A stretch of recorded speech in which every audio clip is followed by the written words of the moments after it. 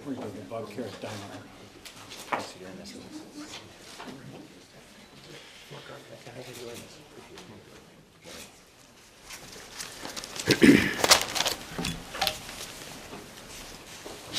Well, thank you very much for joining us this morning, and I'd like to thank all the business and civic leaders who've joined us here as well.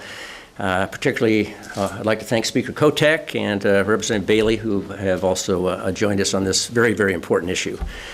Oregon's economy, I believe, is definitely moving in the right direction, but there are gaps, and we need to continue to lean into creating rural jobs and jobs that pay a living wage. And I'm committed to using every tool at my disposal to support 21st century innovation and industry and to attract investment that will create new jobs here in our state. Clean fuels is definitely a part of that. But currently, Oregon's Clean Fuels program is in suspended animation, to put it bluntly. While California and British Columbia continue to reap the benefits of capital investment and job creation by opening up their fuel markets to cleaner burning fuels, Oregon continues to lag behind. And we're here today to try to spark this homegrown industry that can capture a portion of the billions of dollars that Oregonians send out of the state every year to purchase diesel and gasoline and keep those dollars circulating here in our own economy. By building on this potential, I think here in the state of Oregon we can grow, produce, and deliver fuels to support the creation of new family wage jobs, particularly in rural parts of the state. We can provide consumers with more choice at a lower cost, and we can benefit both our health and the health of our environment with less pollution and fewer toxins. Now, as you know, the Department of Environmental Quality has only partially implemented the Clean Fuels program that was adopted by the legislature in 2009. That program was designed to reduce the carbon intensity of our fuels by 10% over the next decade. And while the agency has been collecting fuel data from producers and importers, it's not yet implemented the carbon reduction requirements of the legislation. So today I'm taking action to ensure that we can make our Clean Fuels program deliver on its potential to create jobs in this state and help our communities thrive. First, I have directed the Department of Environmental Quality to fully implement Oregon's Clean Fuel program.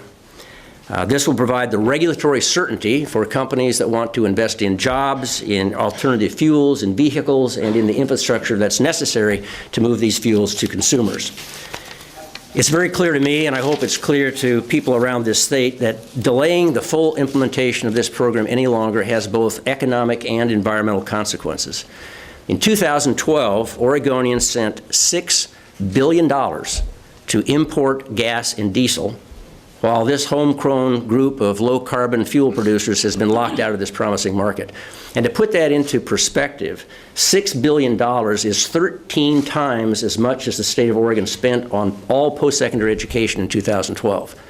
Those dollars don't benefit our schools, they don't circulate in our economy, they don't create jobs, and they don't support our businesses. The fact is we have no oil refineries in the state of Oregon.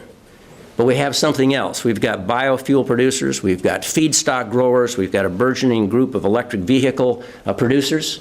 We've also got propane, natural gas, and other innovative fuel companies that are ready to invest as long as they have regulatory certainty.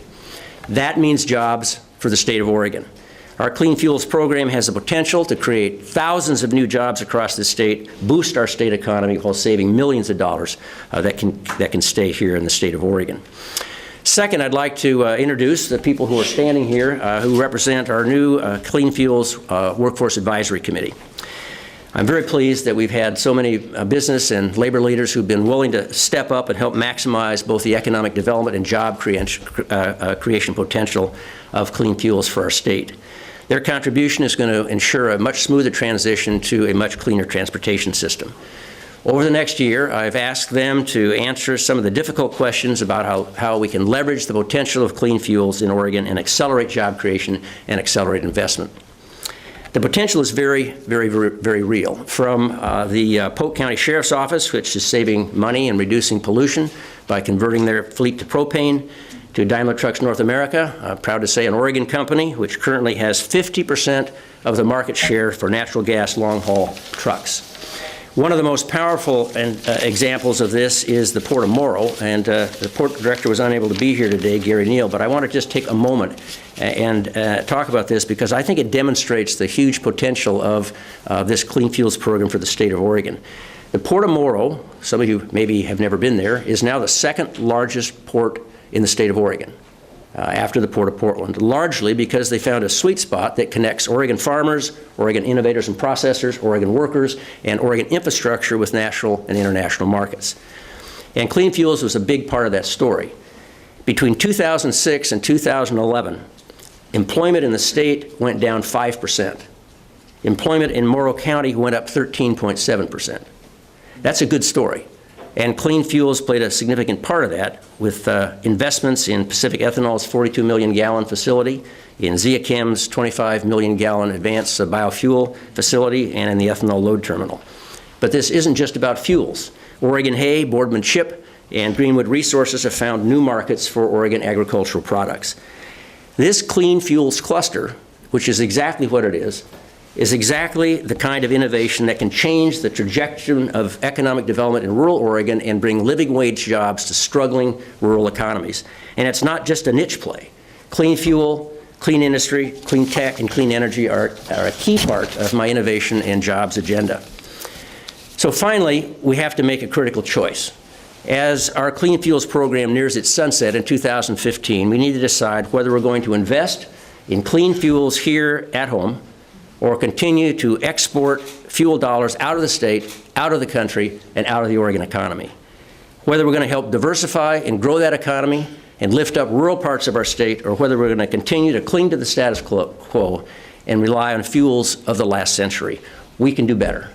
And I am convinced that we must, and indeed that we will, demonstrate the economic and environmental value of our Clean Fuels program and reauthorize it to help spur investment and innovation for an enduring prosperity for every part of this great state. With that, I'd like to introduce Sergeant Mark Garton from Polk County. Sergeant. Thanks, sir.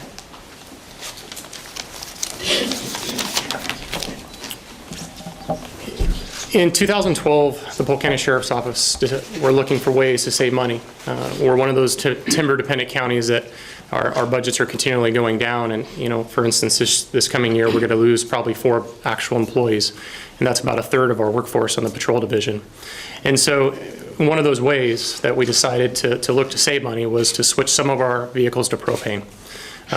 We switched 10 patrol cars, 7 Crown Victorias, 2 Chevy Tahoes, and a Ford F-350 pickup to propane. It's called auto gas. Basically with that, we're going to save around $35,000 a year. Blue Star Gas was able to actually come in and provide us with a fueling station on our Public Works Department area, because there isn't any fueling stations around, but so we have our own local supply of that. And with that, where there's no loss in horsepower, no loss in acceleration. You can't even tell really that it's on propane, except that it's quieter. Longevity of the car is supposed to last longer, and the bottom line for us is we're going to save $35,000 a year. That's for us. Sometimes for other agencies, maybe a lot of money. For us, that is a lot of money for us. It could be the tipping point between laying somebody off or keeping somebody employed, and that's the reason we did it. And it saved us money, and it works for us. And so I appreciate the opportunity to be here, Governor, and just give that little information out. I did bring a car if anybody's interested in looking at that. It's parked outside. I'd be happy to do that for anybody. So.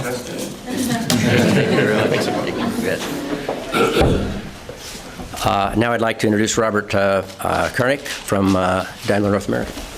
Thank you. Good morning, everyone. I'd like to thank the governor and his staff for inviting us to join this elite team. Daimler Trucks North America, as many of you know, have owned Freightliner Corporation for a number of years. I think most of you don't understand how many. Daimler bought Freightliner Corporation from Consolidated Freightways in 1981. So in 33 years, we've made remarkable strides in our products and our people, and it's been a great ride. We have recently solidified that with the announcement in September where we're going to build a new headquarters on Swan Island, and that's going to house most of our 3,000 Oregon employees. It's going to be a 256,000 square foot facility, and it's in the neighborhood of about $150 million. But that's what we're really here to talk about is the products and how we improve our fuel economy and reduce costs for our customers and things like that. With today, we are the market leader in clean diesel vehicles. Now, a lot of people say, what's a clean diesel? Today, a clean diesel vehicle running down the road, you can run 80 trucks today that are 2014 emissions, and it will spew out the same amount of emissions as one unit did in 1998. 80 units to 1. So what we really need to do is get some of these older diesel vehicles off the road and change to either clean diesel or alternate fuels. On the alternate fuel side, natural gas, as the governor mentioned, we've got almost a 50% market share with heavy-duty conventional vehicles. Now that might sound like a lot, but in the grand scheme of things, it's only about 3,500 units. This has been very slow technology to be accepted, and basically it's because the infrastructure is lacking. In North America, and we travel all over, we tell customers at a ratio of about 20% that we can help them, 80% we can't because there's no infrastructure. In Oregon, the motor pool station notwithstanding, there isn't a station. So we really need to expand that and try to put at least one natural gas vehicle in the state in the near future. Because of those 3,500 units, not one of them has been delivered into the state of Oregon. So if we can get just a small number of stations, it's not a huge number, maybe 12 to 15 stations strategically placed around the state, we could immediately start saving customers money, reducing the imported oil, really reduce greenhouse gas emissions. And again, thank you, Governor, for allowing us to participate. Thank you very much. I'm sure we'd be glad to answer a few questions, including my colleagues. Governor, help me to understand this program, the Clean Fuels Program, has a sunset in 2015. So how does your action provide regulatory certainty if there's a sunset next year? Well, we intend to take the sunset off. Would that come through legislative action? Yes, it would. Are you aiming for this year, or have you given up on this year and looking at next year? No, we never give up, but we will get the sunset off, either this year or next year.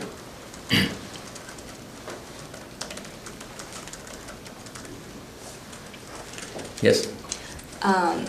There aren't really any opponents of the program on your advisory group, and folks I spoke to who are opposed to the program say it's just not a fair process. What's your response to that? See, providing regulatory certainty is not a fair process. I guess I don't agree with the very premise. I mean, right now there's a monopoly, fossil fuel monopoly, that is freezing out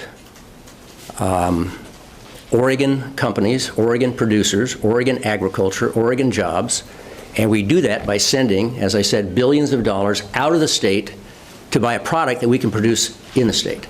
And it doesn't make any sense to me, and if we believe in the free market, which I believe the opponents would say they do, we are creating a free market that allows people to compete on the basis of quality and cost and access. And you know, the other interesting thing to think about here when you talk about the market, Oregon sits in about halfway down the 5th largest economy in the world.